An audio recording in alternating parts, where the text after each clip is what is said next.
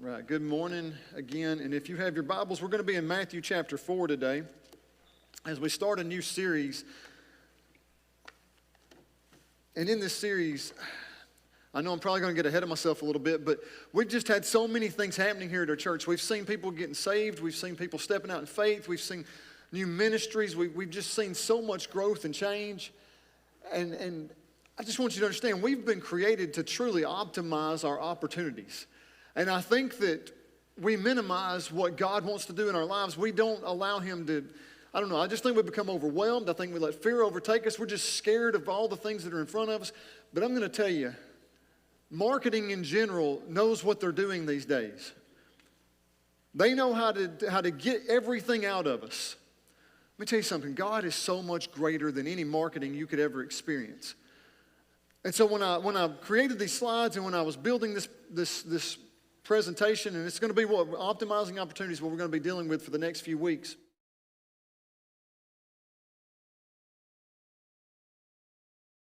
Marketed.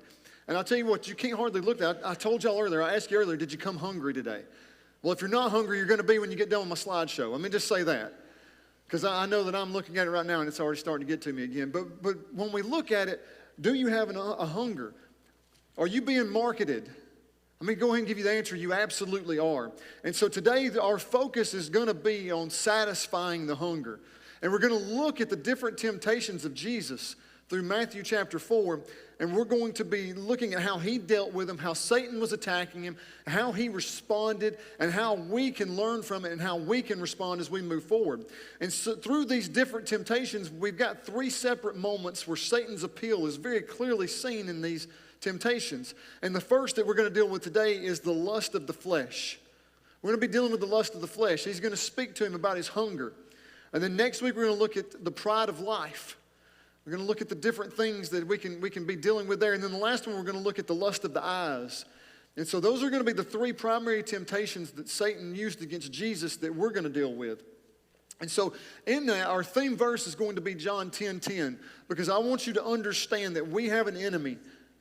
And his job, his purpose is to do nothing but to steal, to kill, and to destroy. And he means that literally. It's not something that we should take lighthearted. It's not something that we should just put on the back burner. We need to understand that the enemy is real, and he is marketing his will and his way on us.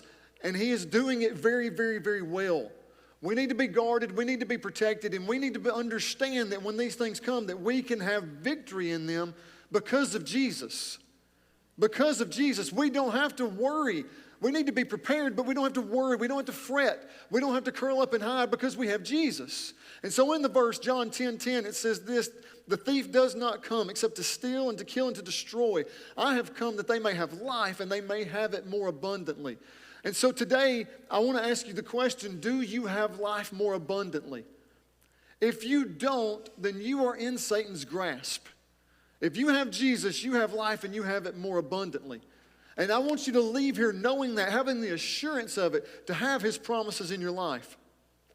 Luke 4:13 says, "Now when the devil had ended every temptation, he departed from him until an opportune time." And so as we work through these temptations, that's what we're going to find out. Satan did not have victory over Jesus, just like he should not have victory over us.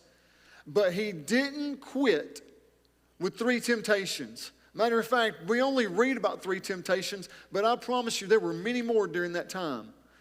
But here's the thing, he did depart for a more opportune time. He is planning and scheming. He's trying to come up with any way that he can get to you.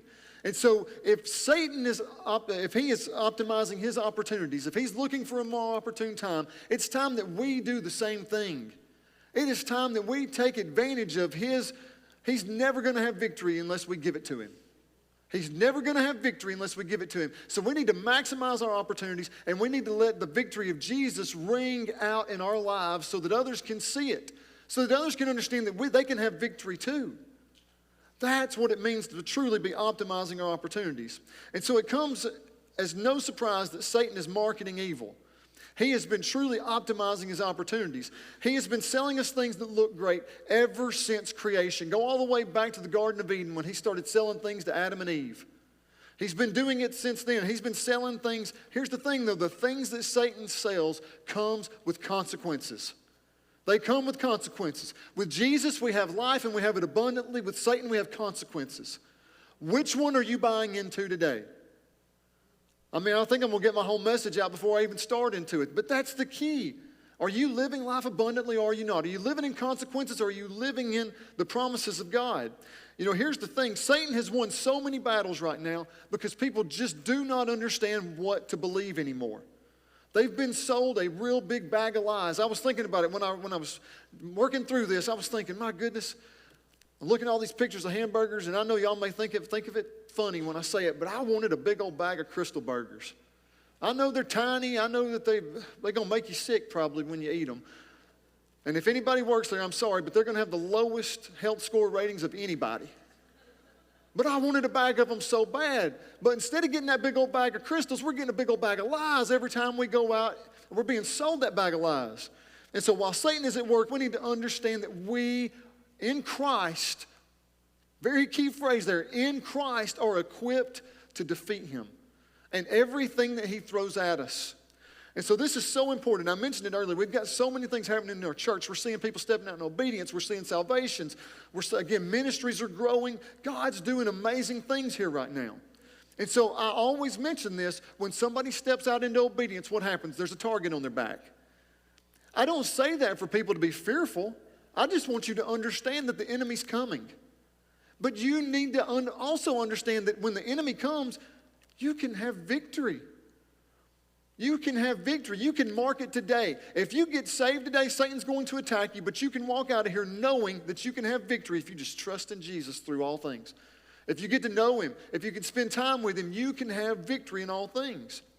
Also remember the context of where we are right now. What happened to Jesus? What had happened right before this passage that we're going to deal with in Matthew chapter 4? Jesus was just baptized. The Spirit descended upon him like a dove. Jesus had stepped into obedience to accept his earthly calling, his ministry. And what happened? He was swept into the wilderness to be tempted.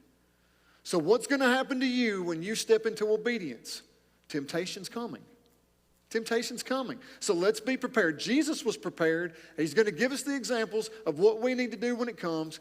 Are you going to follow his lead? That is the question today. And so while our target is big, my God, is so much bigger than anything Satan has, and that provides us with something that we must take advantage of, and that means that we truly need to optimize our opportunities.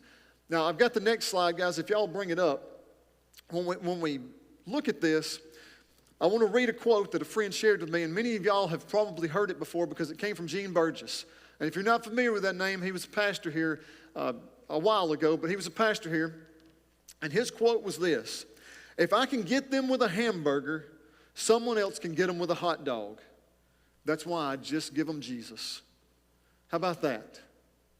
So while we're being marketed with this biggest burger in town, the greatest burger, the greatest everything, let's just give them Jesus. That's what I'm offering everybody in this room today is Jesus. We can talk about these grand ideas.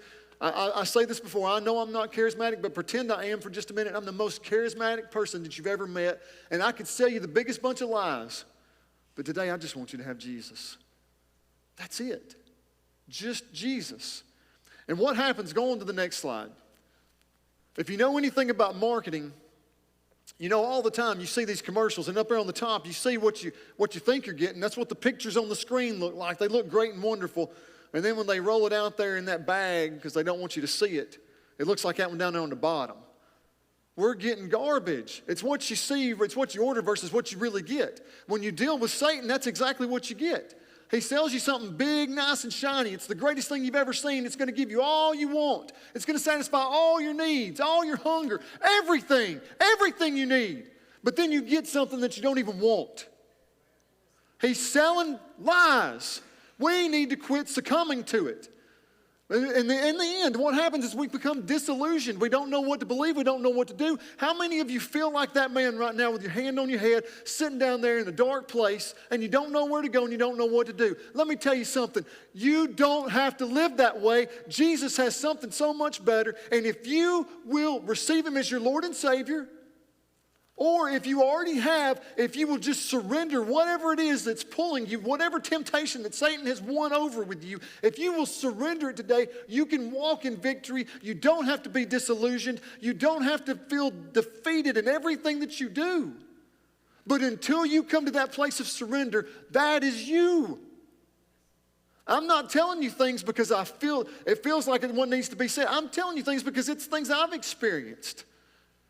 There's nothing that I'm going to share with you that I've not been through. I've been sold every bag of lies there is. But it don't have to be that way.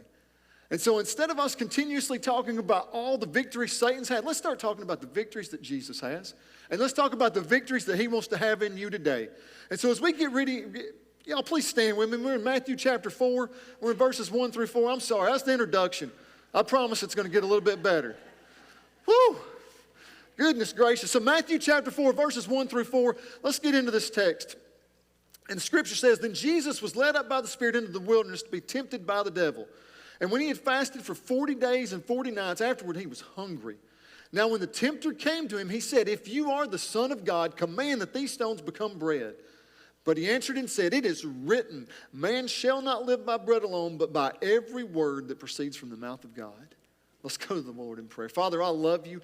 God, thank you so much for your word. God, thank you for the very words of Jesus that are going to show us exactly how we are to respond to temptation, to respond to Satan, to respond to his lies, to respond to what he wants to do in our lives, which is utterly destroy us and destroy everything that you've created. But God, you are so much greater. So Father, wherever we are today, whether we're walking in disillusionment, wherever, if we're walking in lostness, God, have your way. Let your Spirit touch every single heart in here today. God, I pray that everyone leaves here with a personal relationship with you. God, I pray that you're touching hearts right now.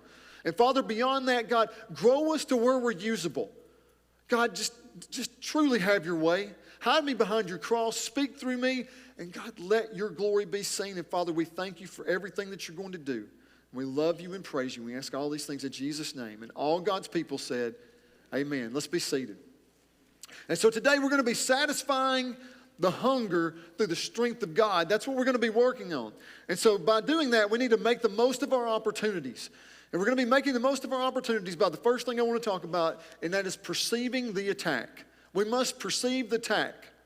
Satan attacked Jesus when he was at his weakest. You've got to understand this. Satan attacked Jesus when he's at his absolute weakest. Back in verse 2 it says, And when he had fasted 40 days and 40 nights, afterward he was hungry. We already know what the temptation is. We've already read the text. He's going to go straight for his hunger. He's going to try to go right where he's at his weakest, right where it is. And so if we're going to have, goodness gracious, if we're going to perceive or prepare for the attack, we must understand our adversary. We must understand him. He is a liar, he's a cheat, he's a coward, and he will do anything to destroy you. He has no bounds. He will do anything that he can. And he's going to find your weakest area, and that is exactly where he's going to go. If he went for Jesus' weakest area, he's going to find yours too. And it's not that hard. If you think for just a few minutes, it's probably very evident in the things that you do where you're the weakest. Whether it be that you get upset with your kids too much. Now, look, I get really personal when I say this, but you get too upset with your kids, and that's where you're weak. He's going to go straight for that. If you have a problem with alcohol, he's going to go straight for that. If you have emotional issues, he's going to go straight for it. It doesn't matter. Wherever you're weakest is where he's going to attack you. But think about Jesus' circumstances for a moment. He had been 40 days and 40 nights of fasting. Could you imagine how hungry he is right now? You go those first few days and the hunger's so intense and then it subsides, but then it comes back again and you can't quench it. He is starving. And I know that I'm so guilty of this and I don't want others to be. At times I've read this text and I'm like, oh, it's just Jesus. I was just Jesus. 40 days and 40 nights, I was just Jesus. Listen, his flesh was just as fleshy as mine. His flesh was just as fleshy as yours. He felt hunger just the same that you do. He was in absolute pain. It couldn't be any more untrue. Satan, that's a lie from Satan when we start thinking things like that. Jesus felt and experienced every single thing that you do. Don't isolate yourself. Jesus has went through whatever it is you're going through. And Jesus was a man just as you and I were. He felt every temptation that we do. And listen, it was Why was he even fasting in the first place? He was going there to draw close to God because he knew temptation was coming. That is him expressing how human, his flesh was just as real as us. He needed to draw close to God just like we do. And so if Satan's going to attack Jesus in his weakest area, where is he going to go after you? And so this is very important. We have to identify our weaknesses. And so when we identify them, any good general is going to know where his weaknesses are and where his strengths are before he ever steps into battle. He's going to know. All good generals are going to know it. If they're not a good general, then they're not going to know and they're going to be defeated. And so when they go into battle, they're going to know if this rear flank over here is where we're going to be the weakest, then we're going to have to pay extra attention. We're going to have to help them. We're going to support them. We're going to have to put more resources in place to take care of that area. Why would we do anything different with Satan?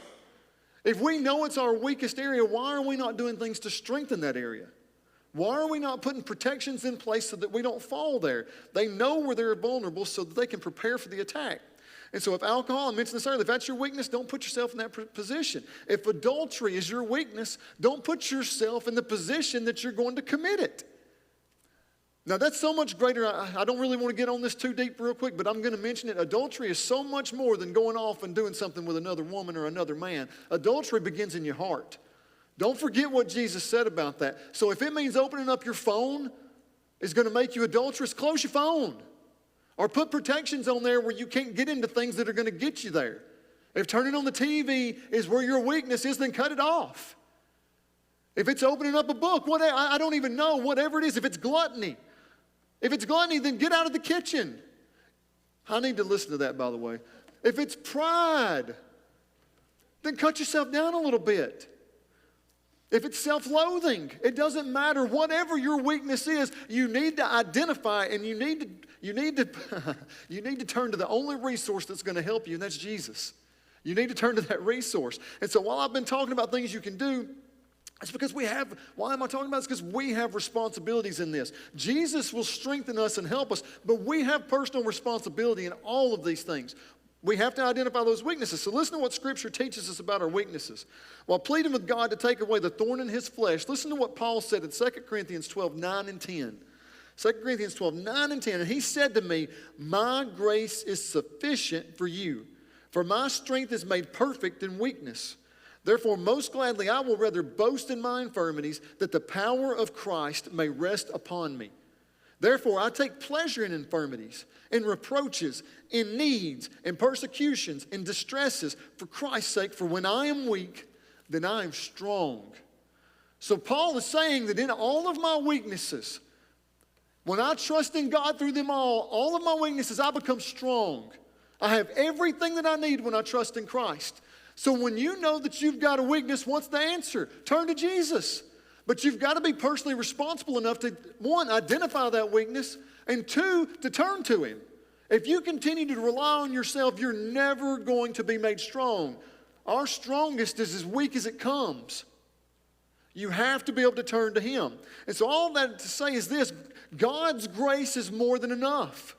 No matter how hard something is, no matter how bad it hurts, no matter the struggle that comes with it, God's grace is enough.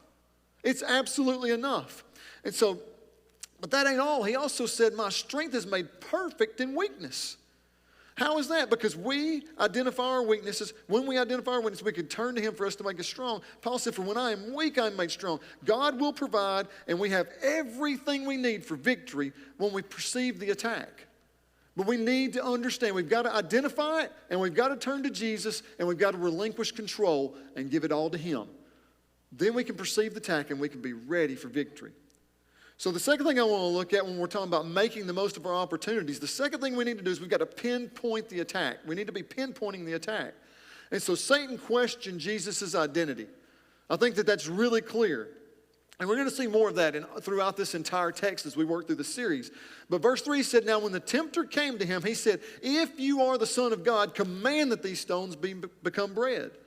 And so through the Gospels of Matthew, Mark, and Luke, this brings tempting Jesus. The name of the tempter, the temptation, he's named Satan, he's named the devil, he's named the tempter. But all in all, it's the same person as in Satan himself. And so while I don't like any of those names, I think tempter is the one that I want to turn to the most.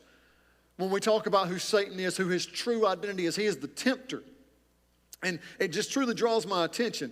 And so in this moment, the tempter himself has spearheaded his hook straight into the flesh of the man Jesus and challenged his very identity. He has spearheaded his hooks. He's got a good grasp on him, and he's challenged him. If you are the Son of God, if you are. Have you ever heard those words before? Have you ever heard it just in the back of your mind? If you are a child of God, if you are. That's what he wants to do. He just wants to just get in your head just a little. He just wants to get in your head just a little and make you to start questioning who you are, what your identity is, what you can do. If you are the Son of God, Satan knew very well that Jesus was the Son of God. There was absolutely no doubt. He knew it for certain. Yet he still questioned him. He still challenged him. If he is going to question the very Son of God about his identity, what is he going to do to you? What is he going to do to you? He is going to put that in your face. He's going to smear it. He's going to rub it. He's going to stomp on it. He is going to persistently go back to that well and question you and question you and question you, because all he needs is how much doubt? This much. Just this much, and you become useless for the kingdom. Just this much. And so there's a reason Satan, and the other thing is this. Satan knew very well that Jesus was the Son of God, but in all of his own pride, he thought himself to be more slick than Christ himself. Pride. Satan knew this. There's a reason that Satan goes straight for our pride so often. Why do you think he was booted straight out of heaven? Why do you think he fell from heaven? Listen to the words written about him in Isaiah 14:13 and 14. For you have said in your heart, I will ascend into heaven. I will exalt my throne above the stars of God. I will also sit on the mount of the congregations on the farthest sides of the north. I will ascend above the heights of the clouds. I will be like the Most High. You think there's a little pride in that? You think there's a little arrogance? We even use the word conceited in Sunday school today. Do you think there's a little bit of that in Satan's heart? Absolutely. Satan's fall came because of his pride. And so where does he know that he can attack all of us? Right in our pride. Right in our pride.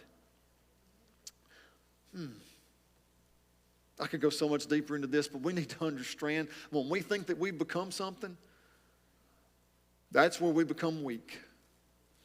When we understand that Jesus is the only way, the only reason I can do all things through Christ who strengthens me.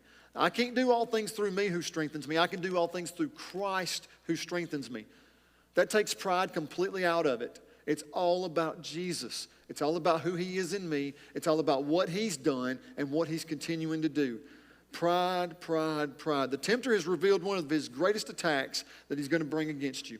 If Satan's challenging the identity of the Messiah, you better believe that he's going to challenge yours too. If Satan can make you doubt who you are in Christ, he knows without a shadow of a doubt that he can make you ineffective for kingdom work. What's better for Satan? What is better for him? Is it better for him to claim that there's absolutely no God, or is it better for him to tell him there's a God but you're not good enough for him? Which one's better? Is it better for him to just say there's no God? Well, no. You can't deny there's a God. I read something the other day about people need to start following science and quit listening to religion. Well, I absolutely agree. We need to start looking at real science. Real science points to a Messiah. Real science points to creation that was spoken into existence, that wasn't made by human hand. Well, obviously it wasn't made by human hands, but wasn't some cataclysmic collision. Wow, that was really easy for me to say. That all of a sudden brought on all of these different forms and shapes that are what we are today. There is absolutely no way that we could be the perfect distance from the sun and have the form that we have and the intricacies within our body that give us life without a creator. It is 100% impossible. And Satan knows that, so he's not going to tell you there's no God. He's not going to tell you there's no God. He just wants you to believe you're not good enough. You've done things that keep you from ever being good enough for God. You can't have him. That's all he wants you to do, because that gives him victory. That gives him victory in all things. Creation speaks for itself, and Satan's going to just twist the truth. He's going to say we're not good enough, but here's the thing, but grace. God gives us the things we do not deserve, and he has provided us all the pathway to a relationship with him through Jesus Christ, but also this, not just grace, also mercy. God doesn't give us the things that we deserve because he loves us so much. How much do you ask? So much that he sent his only son to receive the punishment that we deserve for our sins. But not only that, also for us to have life and have it abundantly. We've got to stay within our theme of John 10:10. We are to be living life abundantly. And so, but all of this is so important because we must pinpoint Satan's attacks so that we can cut them off. If you know Satan's going to attack your identity, you can be prepared. You can be ready. So know today, Satan's going to attack your identity. Satan's going to attack you in the places of pride. Be prepared for it. You'll be able to discern if you truly are a child of God or not. You're going to know it without any doubt. You'll be able to discern if you've allowed sin to interfere with your walk or if you've never belonged to Jesus in the first place. Remember what the Bible tells us about our identity. 1 John 5:13 says this, "For these things are written so that you may know that you have eternal life." We're to know these things. We're not to walk around questioning it all the time. That's why Satan goes that way. That's why he goes there. He wants to cloud you. Someone questioning their identity has no standing because God's word clearly identifies those that belong to him. We know exactly who we are, and just as Jesus perceived and pinpointed the attack, we can too, and it leads to victory. When you know for certain you're a child of God, who can take that away from you? John 10:27 through 29 tells us once we're in the Father's hands, we can never be removed. No one can rob you of that. When you belong to him, you're his forever. And last time I checked, forever really, really means forever. And so don't let Satan have victory because you were created for it. You were created for victory, but created for victory in Christ. That's why we've got to pinpoint these attacks. And so if we're truly going to optimize our opportunities, the last thing that we need to do in our points today is we need to preclude the attack. And so Satan's attack, it was truly thwarted. Jesus knocked it right out. Back in verse 4 it says, "But he answered and said, 'It is written, man shall not live by bread alone, but by every word that proceeds from the mouth of God.'" And so how did Jesus respond to Satan's attack? He went right back into God's word and he spoke it back to Satan. He spoke God's word. That should tell us a whole bunch. King David has provided our pathway to precluding Satan's temptation time and time again. A couple of my absolute favorite verses that I love to send back to Satan, that I love to pray, that I love to just have in my mind constantly. Two of them are Psalm 119, 105. "Your word is a lamp to my feet and a light to my path." If God's word is your guide, you are going in the right direction. You're not going to be in the wrong one when it's guiding you. But when you let those little lies of Satan get in your head, you're going to get on the wrong path every single time. Let his word be a lamp to your feet and a light to your path. And then also Psalm 119, 11. "Your word I have hidden in my heart that I might not sin against you." I love to throw those at Satan because he can't say nothing about them. There's nothing he can do. God's word is truth. It's undeniable truth. All he can do is try to twist it, but when I have God's word leading me, if I know God's word, if it's hidden in my heart, how can he twist the truth? He's defeated. You have victory. Hide God's word in your heart. And so how do you do that? It starts with what provides your sustenance. What provides your life? Where do you get it from? We talked last week about the water that would temporarily quench a thirst and one that would satisfy for eternity. Which one are you consuming? Are you getting the eternal water or are you getting the one that we just need to completely replenish on all the time? Jesus is not teaching that we don't have to eat. Don't misunderstand that. But he's teaching that we shouldn't live by bread alone. And so how well is that working for you? I know my struggle. I mentioned it a while ago. I'm not living just by bread. I'm living by cake. I'm living by desserts, ice cream. I mean, my goodness, we ran in the Woodstock 5K yesterday, and what did I do the moment it was over? I went and got the coupons for the food trucks, and I got an ice cream this big. I mean it. And I ate every bite of it. Not one bite failed. It was a s'more, had a roasted marshmallow. Either way, here's the thing. I'm living on carbs. I get it. We love food. It's good. It's wonderful, but it's not what should be providing your true sustenance. You need to be living on God's word. Have you ever considered being a glutton for God's word? And that's somebody has shared that, and I absolutely love it. Are you a true glutton for God's word? In John 6:35, it says, "And Jesus said to them, I am the bread of life. He who comes to me shall never hunger, and he who believes in me shall never thirst." Man, that's exactly what Jesus is teaching here. We have to eat, but real sustenance comes from His Word. The real sustenance comes from there. And so we're to be chewing it up like our life depends on it. And so what does that mean? How do we do these things? I'm going to tell you this. Nobody had to make me do it. If somebody's having to make you do it, there's something missing. Since I got saved, it didn't happen on day one, but it was a progression. I started reading God's Word. And I started reading it, and I started reading it. And then I got to where I couldn't put it down. It has just grown in me and grown in me and grown in me and grown in me. I want His Word hidden in my heart so deep that I am not going to sin. I want it to light my path. I want it to lead me in everything I do. And even in this, when I do make a mistake, I want it to convict me, to point me back to where I belong. I don't want to keep down that path. I want to get back on the one I belong. But you're not going to do it unless you dig into it, unless you're a glutton, unless you just stick your nose in it and read and read and read. I shared last Wednesday, I asked this question and everybody thought I was crazy, it seemed. Do you know how long it takes, and this is going nonstop, to read the Bible from cover to cover? It takes less than 72 hours to read it from cover to cover. That's nonstop reading, obviously. I don't think any of us are going to sit down for 72 hours and do it, but here's my point. Don't say you can't do it. Don't say you can't read it from cover to cover. Absolutely, there's some hard parts in there. When you deal with genealogy, sometimes it's challenging to read through that. Sometimes it makes me sleepy, I'm not going to lie. But you know what happens right after the genealogies? You see something happen that you needed to hear about and you needed to know, and you're never going to do it unless you read it, unless you study it, unless you spend time on it. And I'm not saying that reading God's Word in 72 hours is the answer to everything. I'm just saying that that's one thing that you need to do. You need to know the Bible from cover to cover. And then you need to study it. You need to study it. And that may mean you do a quiet time every day that consists of one verse. That happens to me so often. I don't ever draw a line and say, I'm going to read one chapter, I'm going to read one passage. I never do that when I open up God's Word. I can say, God, I'm going to read until you show me what you want me to see. And so some days that means I do read one verse. Some days that means I read a passage. Yeah, I don't know. It's wherever He guides me. But the thing is, I am letting Him fill me up with the things that I need to know straight from His Word. That's what happens when you start having a hunger for His Word. And it comes through salvation and surrender to Him. And so since I've got saved, I've started reading. I just can't stop. I'm going to tell you this. It's the best book you can ever read, because here's the thing.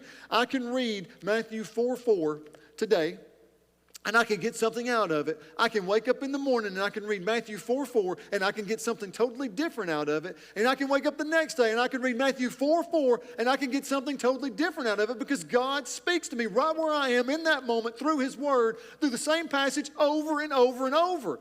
But you don't know that unless you read it, unless you spend time with Him, unless you cleanse yourself and say, God, have your way with me today. Show me what I need to see, because I want to be victorious in you.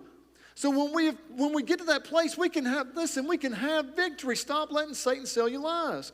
Every time you open up God's Word, He shows up to meet you. He will show up and meet you, and He will teach you and guide you. You have the opportunity in front of you. Are you optimizing your opportunities in Christ? Are you doing that? Satan is marketing. He's having victory. Are you? Are you seeing more people being taken by Satan, or are you seeing more people given to Jesus? That should be the marker in your life. If you're seeing more going this way, you need to look and decide what you're really selling. It's time that we optimize our opportunities. Satan's going to attack you.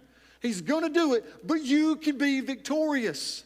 You can be victorious. Do not fall into that trap and that lie. You must also recognize, if you're going to be victorious, you have to respond like Jesus, though.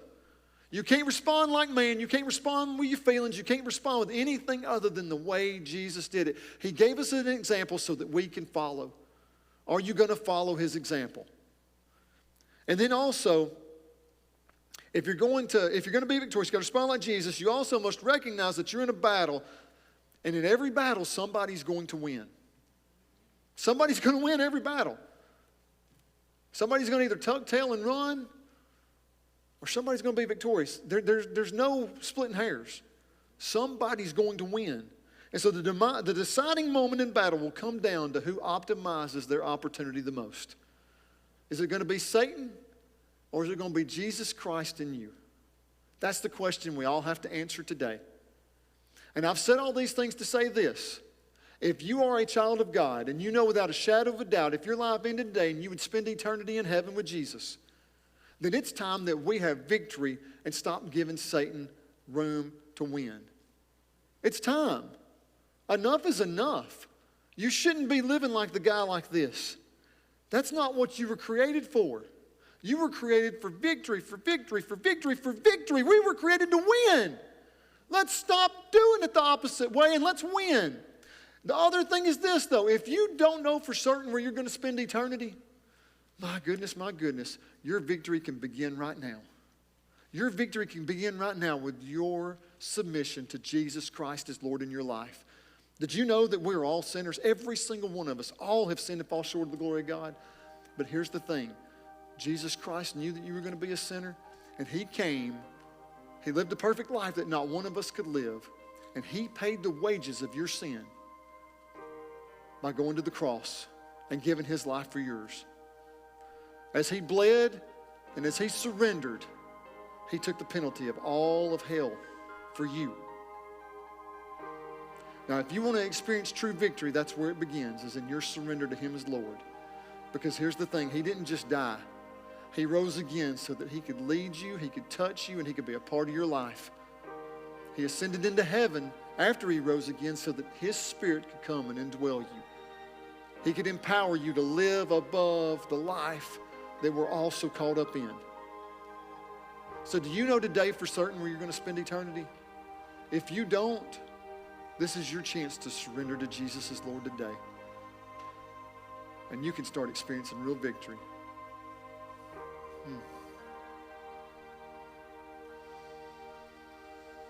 Let's go, Lord, in prayer. Father, just have your way with us. God, thank you so much for your Spirit. God, I know you're at move and you're at work right now. And God, I know that everybody's in their own place. Lord, again, I've asked this and I've asked it and I've asked it. Lord, take the distractions away and let it be personal. Let everybody be personal with you right now. And God, show them exactly who they belong to, whether they're a child of God or whether they're not. And Father, I pray for the one that's not right now. God, give them the courage to surrender to you. I know it may seem scary, but it'll be the greatest decision that they've ever made. Give them that assurance. Give them that touch. Let them feel your love.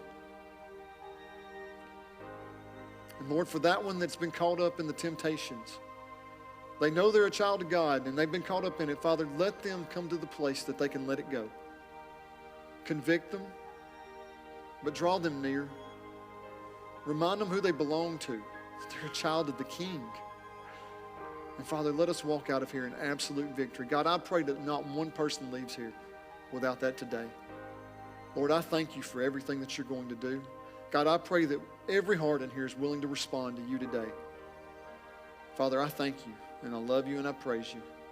And I ask all this in Jesus' name. Amen. Let's stand.